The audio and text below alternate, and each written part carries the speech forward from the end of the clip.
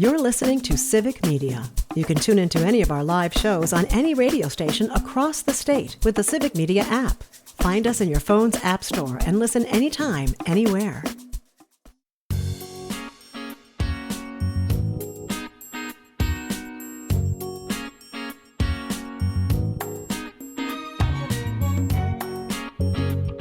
Live across Wisconsin on Civic Media, you're listening to Mornings with Pat Kreitlow, powered by Up North News. Now, from our Lake Wissota studio, here is the founding editor of Up North News, Pat Kreitlow. Hey, good morning. It is 7:06. It is nice to have you back here up north on a Thursday morning. It is November 6th, 2025. Assembly Democratic Leader Greta Neubauer is standing by. We will talk about things happening at the state capitol, things not happening because of the government shutdown, and much more coming up over the course of this next half hour. And then following that, we're going to be talking to an economic support specialist who is right there on the front lines of people who have to sign up for SNAP or food share and rely on those benefits to avoid eviction and be able to afford groceries. And she'll talk about the safeguards in place to guard against that tired old talking point about all the fraud that that they love to think is happening out there. So that's coming up in our next half hour. Parker Olson is producing things in Madison Studio A2. And Parker, I did make the one mistake when I was listening to Mike Clemens do sports just now. Oh, no. And we have to put it on our to-do list. He mentioned that the Bucks are playing the Bulls tomorrow night at the Fiserv Forum. That's fine. Yeah. Perfectly fine. Regular season game. But to get us to care about the regular season games, or maybe make the players care about regular season games, Oh boy, we have this thing called the NBA Cup. Oh, The in-season tournament is back. And at some point, I'm going to explain to you how the NBA Cup tournament works. And when that happens, that's when you'll know Pat has run out of things to say. But it's coming. So at some point, we'll have to explain why tomorrow's game is different. Can I just say, I don't care about the competition in the middle of the season. I don't care at all about that. Mm-hmm. But it just looks ugly. Oh yeah, that's right. They got the different colored courts that are trying to be all funky, like they're like the City Connect jerseys and all of that. So yeah, if things look a little different on your favorite NBA team's court and the uniforms and everything else, yeah, that's exactly what it's like. Rob says, good morning from Tigerton. It is clear and 23 degrees. Last night, I was in Wausau for a Highway 29 meeting for a future repaving project from Wausau to Ringgold in Marathon County. He said, I learned Highway 29 has to compete with the interstate and other major four-lane highways for state funding for projects. Yes, that is very true. And finally, he says that last night I saw the Northern Lights. I did not, but I woke up this morning, first off, noticed just how amazingly bright this particular moon is, because it's particularly close to Earth. Very, very bright, but also the Northern Lights. People were putting up social media posts overnight that were just stunning. And we always appreciate that people with actual photography skills are willing to share those kinds of things. So thanks to everybody for your phone calls, your texts, your voice notes. 855-75-CIVIC is how to reach us. Let's turn now to State Assembly Representative Greta Neubauer, Democrat from Racine, who is the Assembly Minority Leader as well. Joining us from Racine this morning, Representative Neubauer. Good morning. How are you?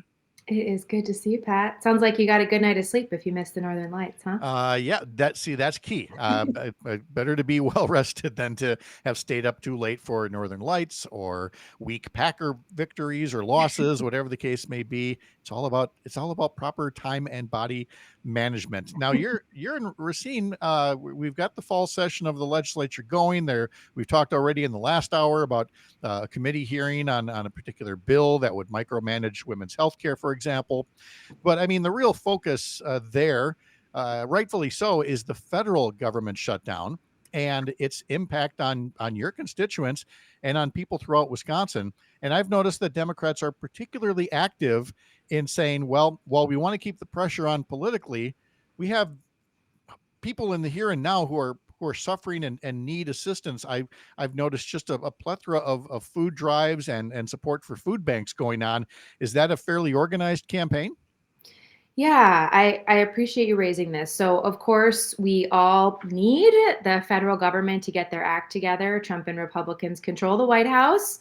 the Senate and the House, and it is their responsibility to get food out to people who need it and who are going to struggle this month. We're entering the holiday season. It's a horrible situation. 1 in 8 people, of course, in Wisconsin who use food share.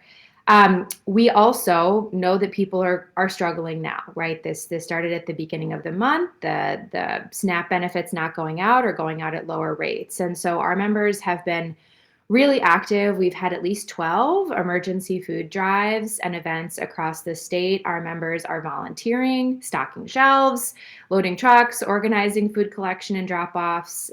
We know that we have to do everything we can in this moment to ensure that our constituents do not go hungry.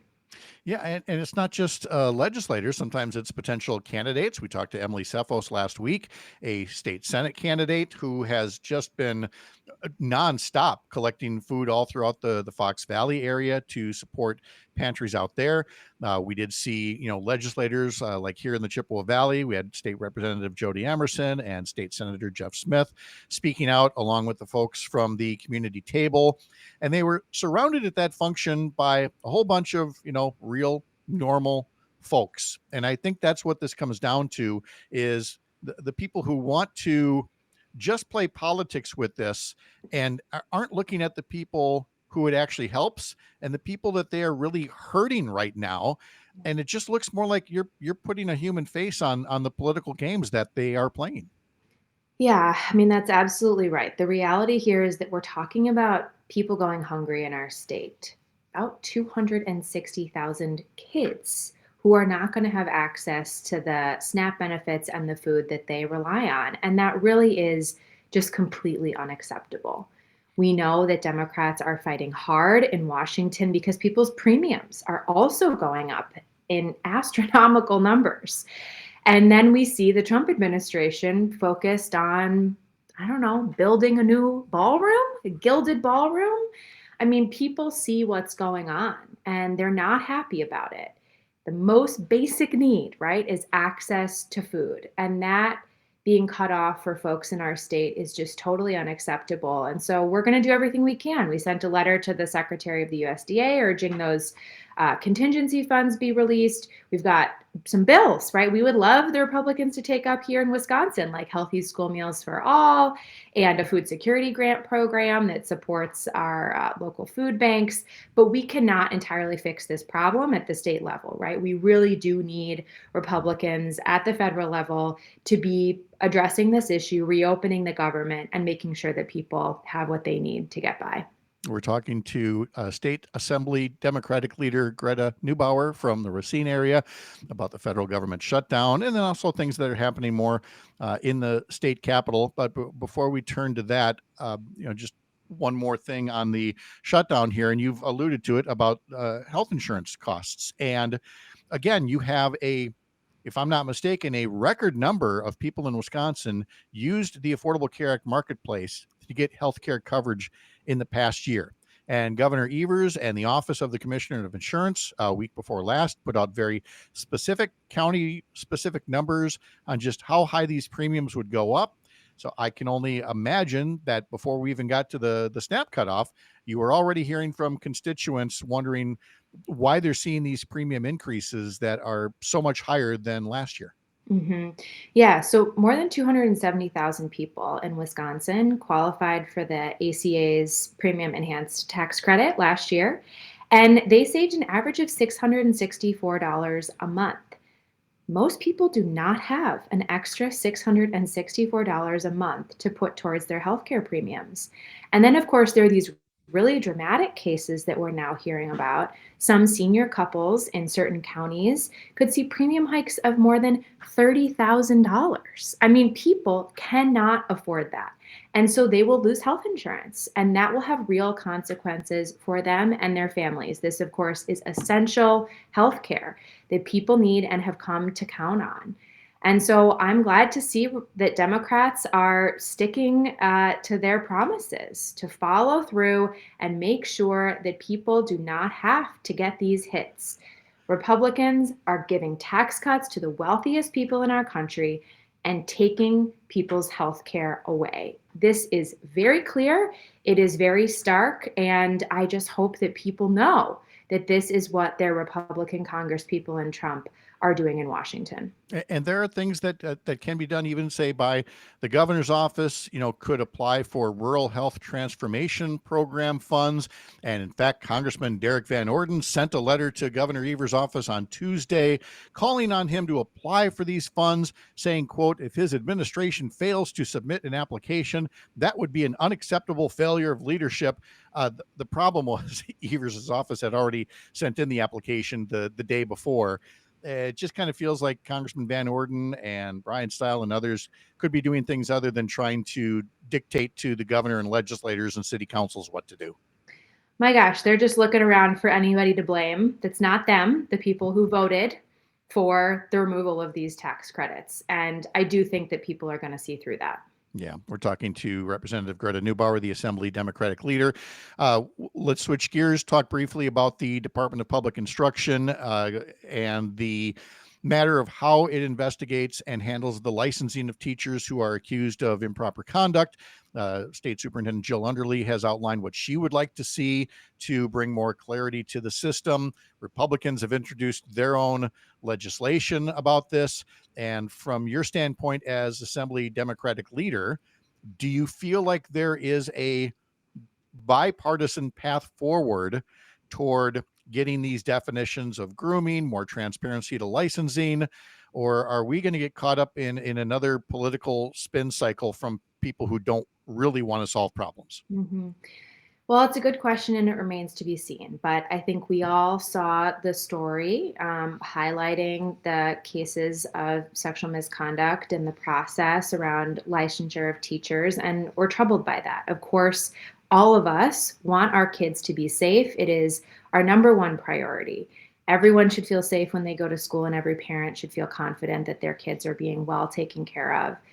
So I am hopeful that we are going to be able to make some improvements to this process. As you mentioned, Superintendent Underly is interested in working on some more transparency for how those license removal processes work and then the outcomes of those processes. We also know that even if you lose your license to teach in a public school in Wisconsin, you can go teach in a private school that doesn't require a license, and that's a problem too.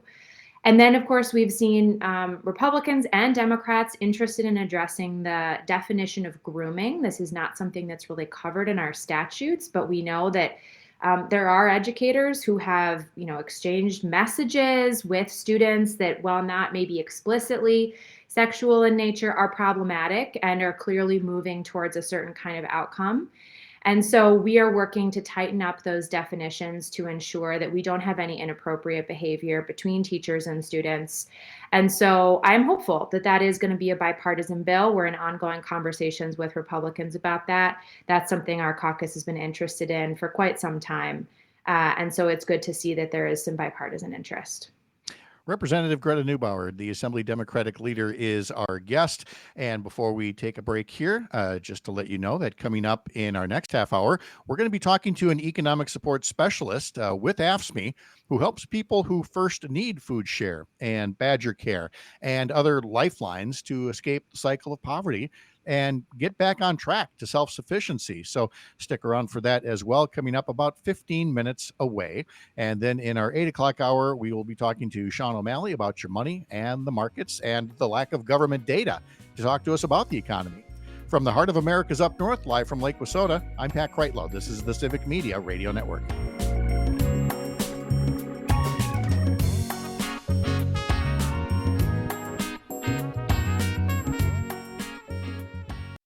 You're listening to Civic Media. Stay up to date on the latest news and information for your local community and Wisconsin by signing up for our free email newsletter. Visit civicmedia.us/email to get started.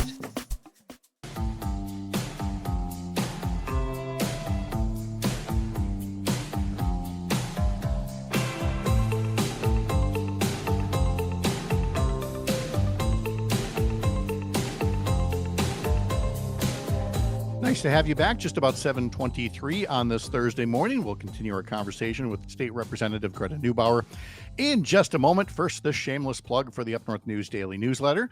Sign up at upnorthnewswi.com. Now, people did not vote in Wisconsin yesterday. I will tell you, a few people, just a few, called their town clerks or their city clerks and asked if the polls were open.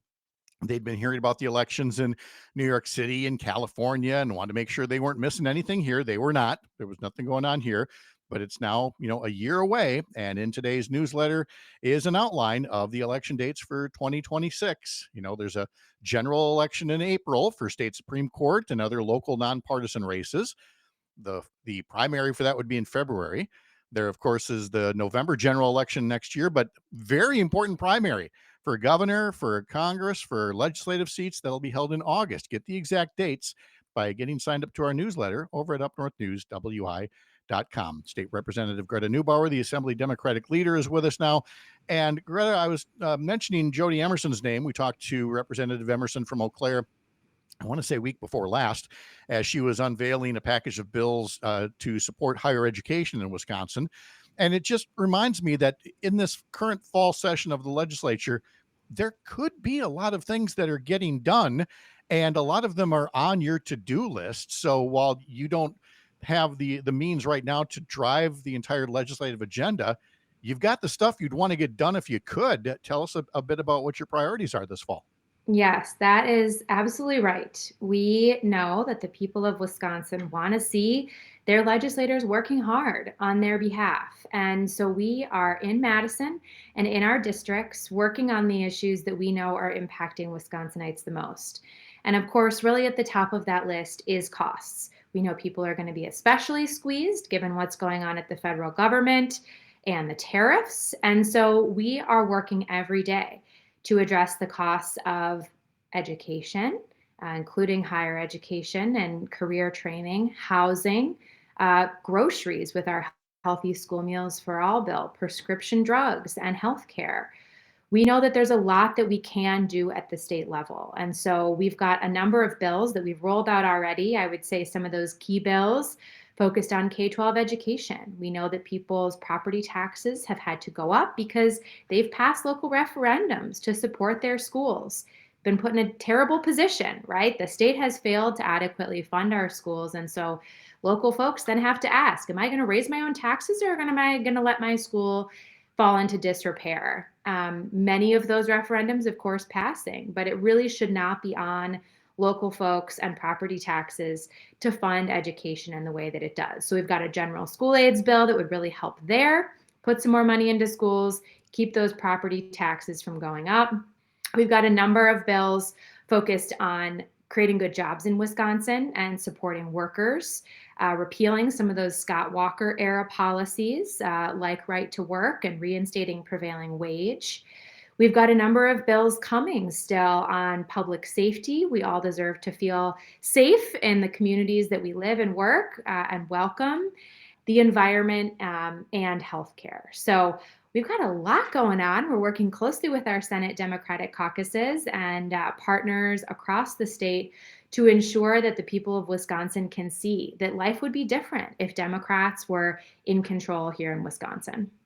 And yet, as we talked to State Representative Greta Neubauer, the Assembly Minority Leader, what we have on the agenda, we've talked about a bill that would try to micromanage women's health care, like ectopic pregnancies and things like that. There's now a bill formally introduced to ban absentee ballot drop boxes in Wisconsin, which of course would never get past, neither of these would get past a veto from the governor. And yet those are the things being pushed. How would you generalize what actually is making the agenda for these committees and the full Assembly and Senate in this session?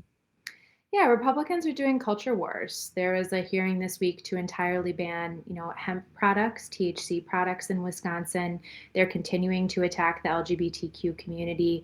Frankly, Republicans know that they do not have a leg to stand on when it comes to the issues that Wisconsinites really care about, which are costs and having a good life in a safe community for them and their kids. And so they're going to continue to try to drum up, the culture wars, just like President Trump, who seems to keep pivoting when asked about people's costs.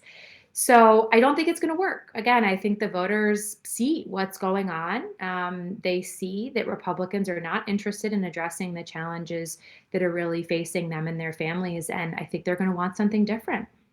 So they're going to look next year at the candidates that are running. And obviously, as we've seen in the race for governor, about a half a dozen Democrats in there already. You've got Democratic primaries in congressional seats, no doubt for some legislative seats as well. So along with emphasizing the importance of people showing up next August 11th for that primary, what is it that you want voters and frankly your own local county parties and things like that, what do you want them to know and to do and to keep in mind as we head into what are going to be a series of Democratic primaries all around the state next year? Yeah. Well, I think what we saw in the elections this week is that there is room for all of us in the Democratic Party. We saw some real progressives winning, like Zohran Mamdani in New York City. We saw some more moderate Democrats winning in Virginia and New Jersey. And there's room for all of us because we all believe that Wisconsinites here and people across the country deserve better. We believe that Trump is a threat to our well-being and to our democracy. And so it'll be really interesting to see how these primaries play out. And then, of course, we all got to stay focused on what comes after the primary, which is the general election. And we, for the first time in 15 years, have the real opportunity to win a Democratic trifecta in Wisconsin and to really change the trajectory of this state, to invest in the people who make Wisconsin the great state that it is and chart a new path forward. And so we're so excited about that opportunity next year. State Assembly Representative Greta Neubauer, Assembly Democratic Leader. Greta, always nice to catch up with you. Thank you so much for your time today. Thank you for having me. All right. And when we come back, again, we'll talk to somebody on the front lines of making sure that people have the lifeline they need that other people are trying to cut out from underneath them. I'll be back. I'm Pat Kreitlow. This is the Civic Media Radio Network.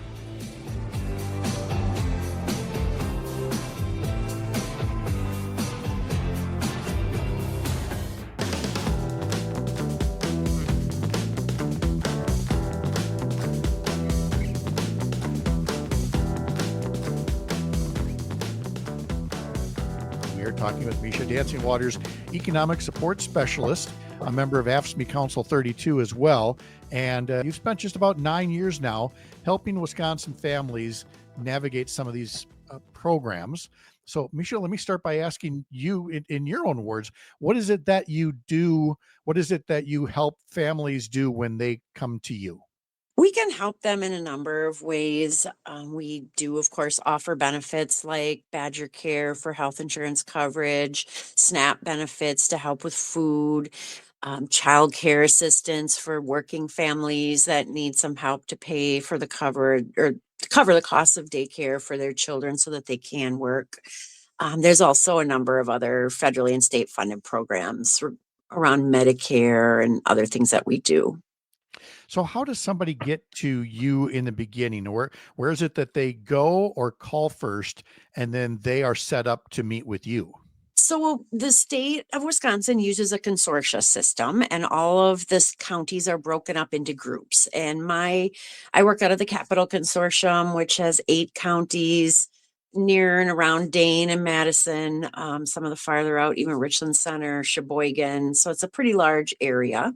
And often people are referred to us by a friend or family member, organizations in the community, food banks are often have that information available. People hear by word of mouth, go to the job center to, or call this number and apply for whatever it is that you might be eligible for. So that's often, people's first point of service with us is either coming into the lobby in person or calling us on the phone. So when they sit down with you for the first time, what kind of information are you looking for from them to ensure that they do qualify for certain types of support? Absolutely. There's a lot of measures that are taken to avoid fraud and to make sure that the people that are getting benefits are truly eligible. Before I did this job, I had no idea of the complexity and the intensity involved in verifying someone's citizenship, identity, their employment history. There's a lot of information that gets pulled into our system from other data exchanges, given our computer age. So there are many, many ways that we're checking to see that things line up. We're checking with other organizations. Is this the same information that you have on your end, and it's all feeding back to our system, letting us know, this is verified, this is correct, this is who this person says they are, this is how much they're earning. So there's a fraud department that deals with anything that we find suspicious or think should be looked in on, and so they take it from there. So I truly feel that our programs are very heavily, there's a great deal of integrity in the work. Most of the people that I work with very much want to help people. We very much want to assure that the work we're doing is correct. So that's how I feel about the position, and what I see on a daily basis is the fraud isn't happening the way that people say that it is. People that are getting benefits are truly eligible, and truly it's based on the poverty limits. So if they truly are in that income range, then they are eligible to get these benefits. So you're asking for verification and information from folks, and it's a general question, overly general, but how are they doing? What are folks like when when you first get to meet with them to talk about this matter?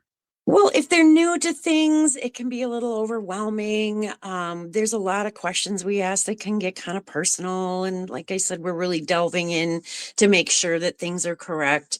But often, after talking a little bit, the workers are able to really help somebody tune into some other resources, find out what they may be eligible for with us, how we can help, just sort of helping in a lot of ways. I feel like on the phones, a lot of times we're serving more than just the eligibility determination piece. We're listening to people's stories. We're, trying to help them connect to things in the community that they need, trying to help them figure out how to piece it all together, because that's really where people are right now, is literally trying to piece life together.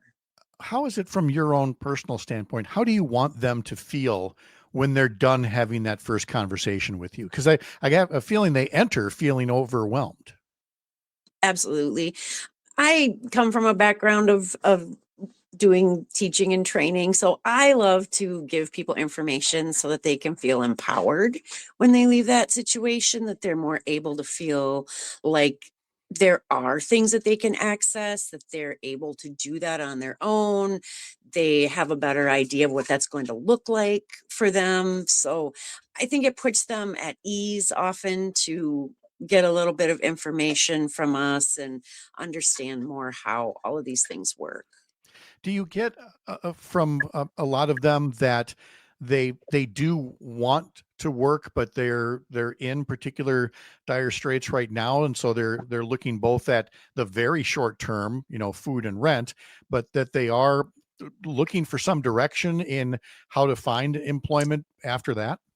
Well, first, I would say that most of our recipients do work. Uh-huh. People that get food share may be a two-parent family that they're both working. It may be a single parent who's working 2 or 3 jobs, and they're still eligible for food share because the wages are so low. So that's something I've heard a lot lately. This thinking that people aren't working is truly not the case. It's just that families, even working families, aren't able to make it right now. And with food share, there is a work requirement. So unless you have some sort of exemption, so someone who is disabled, for example, wouldn't be held to the work requirement, but food share requires participants to work 80 hours a month.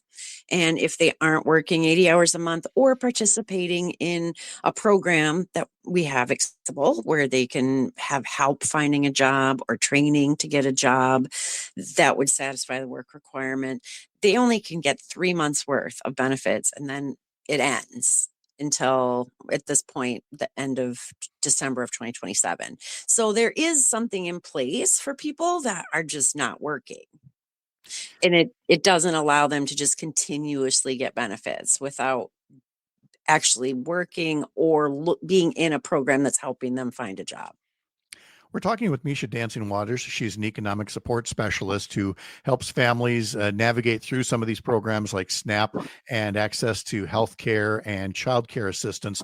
So let's turn our attention to the current situation because of the shutdown and with SNAP benefits being taken away at this point. Well, and we don't know yet for how long, but what is happening out there with a lot of these families? What are you hearing? What are the situations that they're facing? It's very scary for families right now. This is the first month where the benefits won't be received, so we're pretty early on in the month. I'm certain that as this progresses and the longer it goes on, families are going to get more and more desperate. Even before their food share benefits were taken away or delayed for the month, people were struggling to even pay rent and even do the basics. It's right now it's hard to pay the electric bill and eat, or do I pay, they're having to choose, what do I pay for? What do I wait on? They aren't able to cover all of the needs. And so that's where they're coming to us, also looking for other resources in the community, like potentially energy assistance, which also is currently delayed. So, people are getting into this situation that's really scary. Where am I going to get my electric cut off? Am I going to lose my housing? Which of these things is just falling out from under me right now, and how do I try to pull it together? Misha, how about from your standpoint? And I'm not asking you, about politics, but just as somebody who has watched these families and is now watching what they're going through and obviously thinking about the work that you do and how you feel about all of this happening as part of this political battle. I'm sickened by how we're using the most vulnerable people in our society as pawns right now in a political game. It's not okay. These are just safety nets, just to keep those that are most at risk in our country from completely going under. So I don't know how we change the issues of inflation and rising costs of everything, including rent, including food. Just the basics for life are what people are struggling with right now. And we need to end the shutdown. We need to get our food share restored so that people can eat. But we also absolutely have to do something about the cost of healthcare, both for Badger Care recipients, for people that are getting their coverage through the marketplace that are no longer going to have any sort of subsidies. And we also work somewhat with that process. We process some of those federally funded marketplace or ACA applications for healthcare. And if they're eligible for Badger Care, they stay with us. If they're not, they go back and they buy a plan. People are looking at those plans costing 3 times more all of a sudden, with no raise from work, no change in or deduction from anything else. And even me in my county job right now, we are looking at staggering increases for the coming year for the cost of insurance. And it's horrifying right now that it's getting to the point where things are costing so much that no typical American person can afford it. Misha Dancing Waters is an economic support specialist who we're talking to about healthcare and SNAP and other things that have been cut off or jeopardized because of the government shutdown. Last question is about what I hope you're seeing in terms of success stories. And listeners here know I've shared my story a few times, being raised by a mom, newly single, 4 kids. This is the mid 1970s, having to stand in line with her to get your little coupon book of food stamps. But after a few years, when the kids were all in school, me and my younger siblings, she took, third shift at a truck stop, waiting tables, and then got a better waitressing job, and then got a better job after that, and has more than paid back the benefits that got her through those years when the kids were really little. Now that's my story. I'm expecting that you have heard similar stories. The people that you once saw very early on in a time of crisis in their lives have become much more self-sufficient, but might not have were it not for this aid. It's not a place where most people are getting food share benefits for a long, long time. They graduate out, their income goes up when they get a new job, and they move on to their employer's insurance. And, it's definitely used as a stepping stone for people. I also grew up in those times of the 70s. And I do remember the times where back then, my dad worked at a factory and he made enough money for the whole family to survive. That's no longer the case. Economic support specialist Misha Dancing Waters joining us this morning. Misha, thank you very much for your time and for all that you do. Thank you for spending some time with us today. Thank you so much. And Misha, by the way, was speaking in her capacity as a member of the AFSCME Public Employees Union, not for any employer, and we appreciate that very much. Joseph Pecky in our next hour, along with Sean O'Malley and Chad Holmes. I'm Pat Kreitlow. This is the Civic Media Radio Network.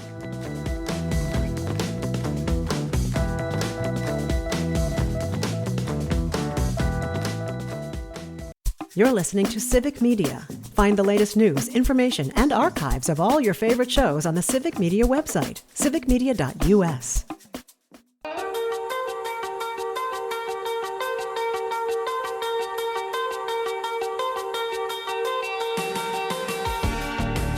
It feels like all the cool kids are on Substack these days, and Civic Media is no exception. You can sign up for Civic Media's new daily newsletter filled with links to show highlights and more over at civicmediatoday.substack.com. civicmediatoday.substack.com. That's one way to catch up with things you might have missed. The other way would be to pod this program. Head over to Spotify, Apple, wherever you get your podcasts, and sign up to follow Mornings with Pat Kreitlow, powered by Up North News. And that way you'll never miss an episode. You'll never miss a guest. You'll never miss whatever earns me a rim shot from Parker over here, which I try to minimize, but no guarantees. James Kelly is here as well from our newsroom in the Chippewa Valley. You can follow what he does at 93.5 The Tap. That's WCFW HD2 on the Civic Media app. You can also go to the website, thetap.fm, for headlines, weather, upcoming local sports, and more. James Kelly, how are you?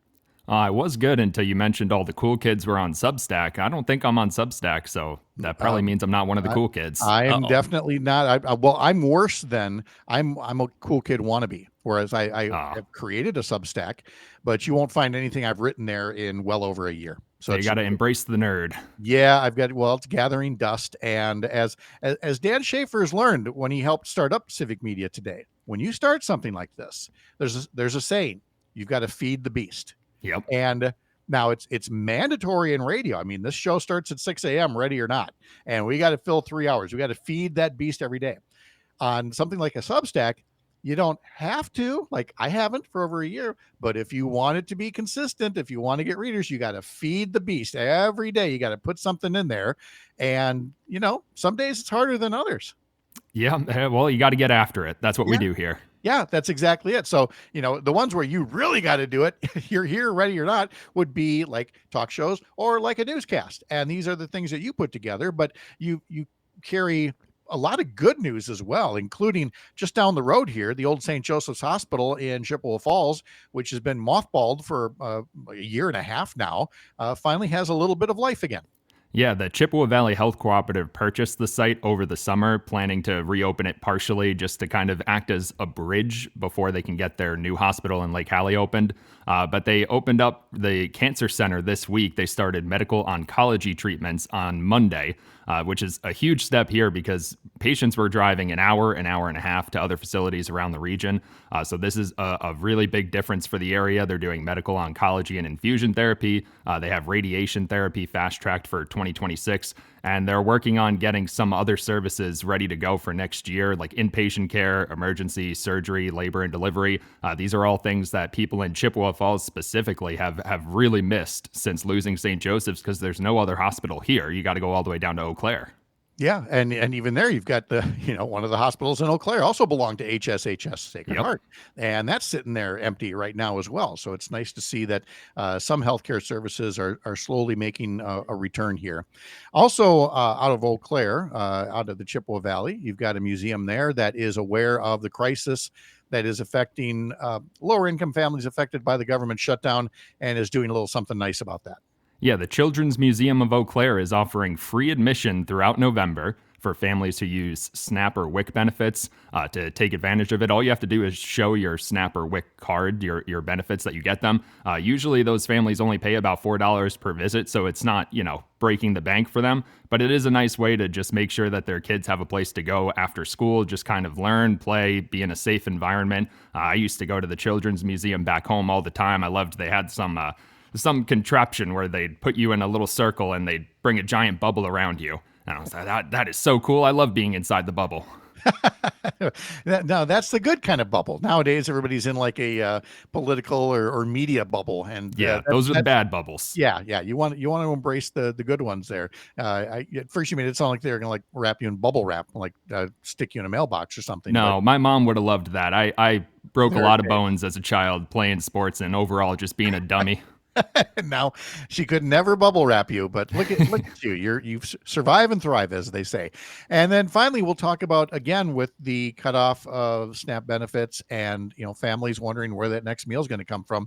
Look, it's one thing if you're bringing canned goods to a food pantry. That's great. There's nothing wrong with that. But there's other ways where people would like to have like meals that are done, and you've got a couple of groups here that are working on that front.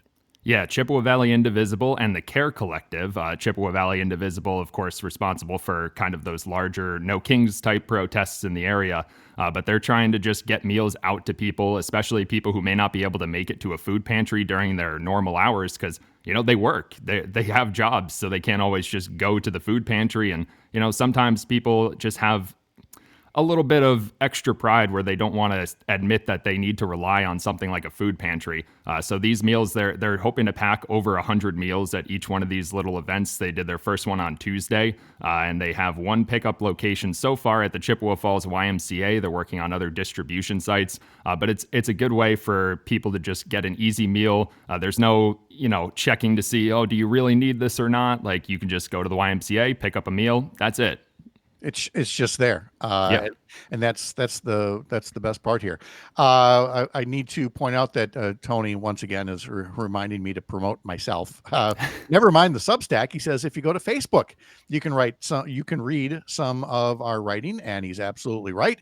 If you head over to the Facebook page Mornings with Pat Kreitlow, you can watch this whole thing because the video stream is there, so you can see what James is doing there in Chippewa Falls, and you can also we put up text posts of some of the things that we talk about here, which come to think of it, I should be copying and pasting into that Substack place. Yeah, just now two birds, one stone. I know. That Tony, he's so smart, I tell you.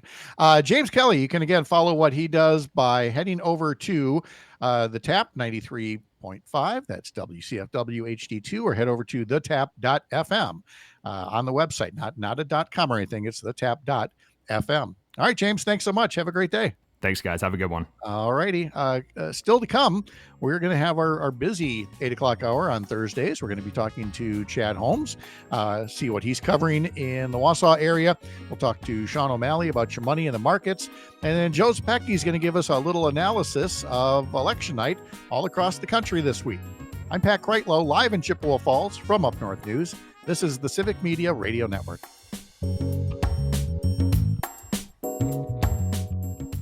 The national news cycle never stops, but it can be hard to find news about your local community. Civic Media is dedicated to providing quality local and state news coverage across Wisconsin. With the Civic Media app, you can get notifications about local stories that matter to you and your community. Find the free Civic Media app in your phone's app store and choose notifications from the menu to tell us what kind of news you want to hear about.